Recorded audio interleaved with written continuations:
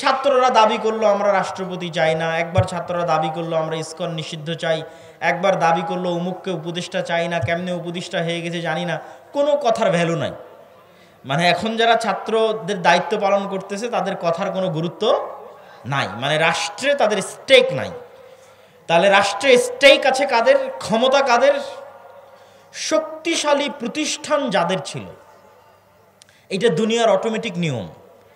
যখন ফ্যাসিজম বিদায় নিয়েছে, একটা সরকার চলে গেছে, তখন ওই দেশে যেই প্রতিষ্ঠানগুলো সবচেয়ে শক্তিশালী, ক্ষমতা অটোমেটিক তাদের হাতে চলে যায়। আপনি চাইলেও যাবে, না চাইলেও যাবে। যেমন বাংলাদেশের সবচেয়ে শক্তিশালী প্রতিষ্ঠান হচ্ছে সেনাবাহিনী। তো স্বৈরাচার বিদায়ের পর অটোমেটিক ক্ষমতা কার কাছে যাবে? সেনাবাহিনীর কাছে যাবে। তো এইরকম যাদের মিডিয়া সবচেয়ে শক্তিশালী, প্রথম আলো, ডেইলি স্টার, যারা অর্থনৈতিকভাবে যাদের প্রতিষ্ঠান সবচেয়ে শক্তিশালী, ব্রাক, 12,000 কোটি টাকা বাৎসরিক আয় ব্যয় ব্রাকের। আপনাদের বাংলাদেশের সব মাদ্রাসা মিলে 12,000 কোটি টাকা হবে কিনা আল্লাহ ভালো জানে, বাৎসরিক আয় ব্যয়।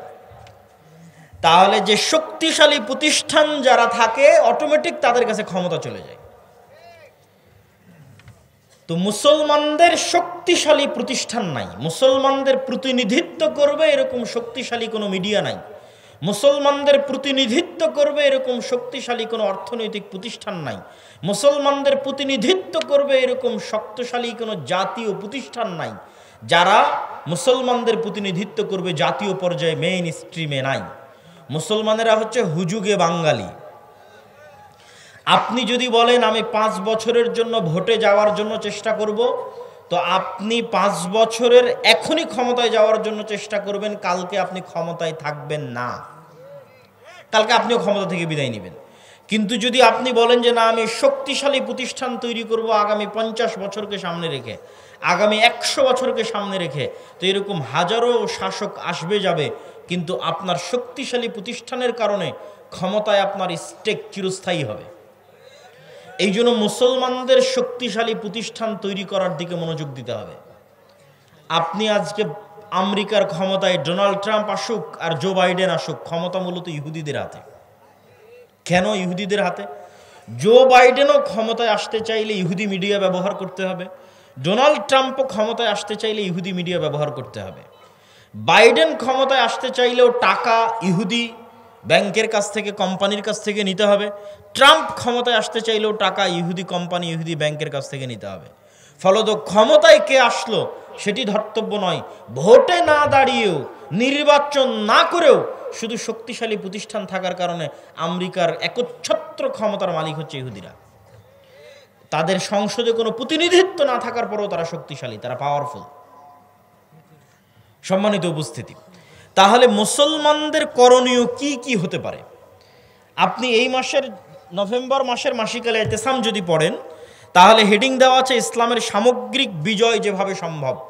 মানে ইসলাম সামগ্রিকভাবে বিজয়ী হবে কিভাবে। ইসলাম কিন্তু শুধু মসজিদের ধর্ম নয়, ইসলাম শুধু ব্যক্তি জীবন, বিয়ে শাদীর হুকুম আহকামের ধর্ম নয়, বাপ মরে গেলে সম্পত্তির বন্টন হবে এই ধর্ম নয়। ইসলামের সকল দৃষ্টিভঙ্গি আছে, ঠিক ইসলামের রাজনৈতিক দৃষ্টিভঙ্গি আছে যার নাম খেলাফা।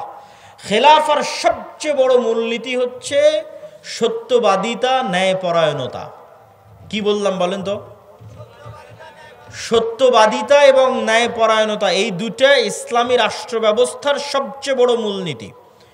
মুসলমানেরা কখনোই আল্লাহর দয়ায় রাষ্ট্র ক্ষমতায় যেতে পারবে না যতক্ষণ না মুসলমানেরা নিজেরা সত্যবাদী না হয়, মুসলমানেরা নিজেরা ন্যায়পরায়ণ না হয়।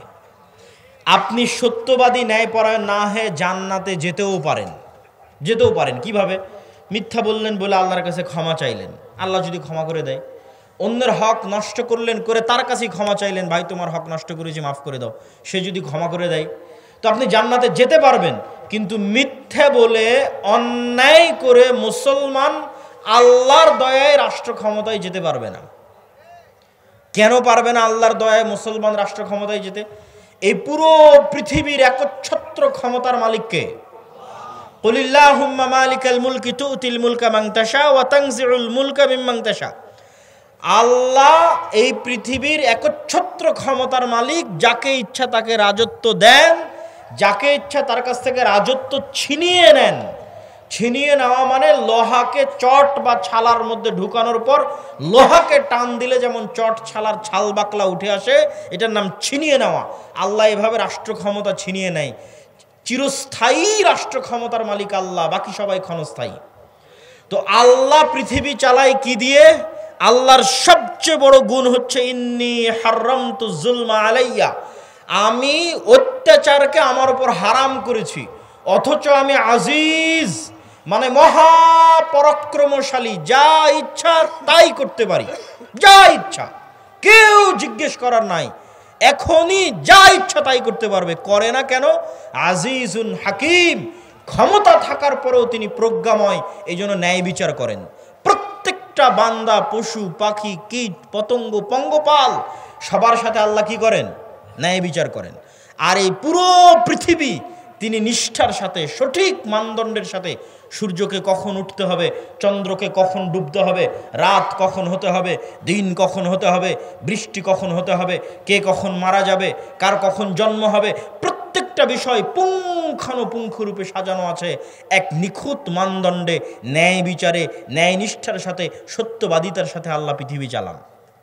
এখন আপনি চাচ্ছেন ইসলামের নামে ক্ষমতা, মানে আপনাকে কার দয়ায় ক্ষমতায় আসতে হবে একটু বুঝেন। আমি চাচ্ছি যে আমি ইসলামের নামে ক্ষমতায় যাব, মানে ইসলামকে ক্ষমতায় নিয়ে যাব।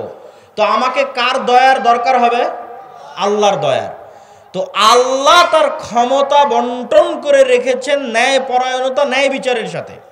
আর আপনি আপনার বোনের সম্পত্তি দিয়েছেন ওই জায়গাতে যেখানে জমির দাম কম। দিয়েছেন না দেননি?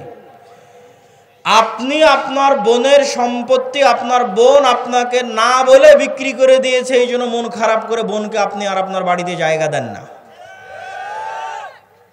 তো আল্লাহ ওই সম্পত্তি আপনার বোনকে দিয়ে গেছে, কিন্তু এই সম্পত্তির উপর আপনি অধিকার খাটাচ্ছেন। আপনি হচ্ছেন অন্যায় পরায়ণ। আপনি বোনের কাছে ক্ষমা নিয়ে জান্নাতে যেতে পারলেও আল্লাহ কোনোদিন আপনাকে রাষ্ট্র ক্ষমতা দিবেন না। গোলাম গোলামই থাকবেন।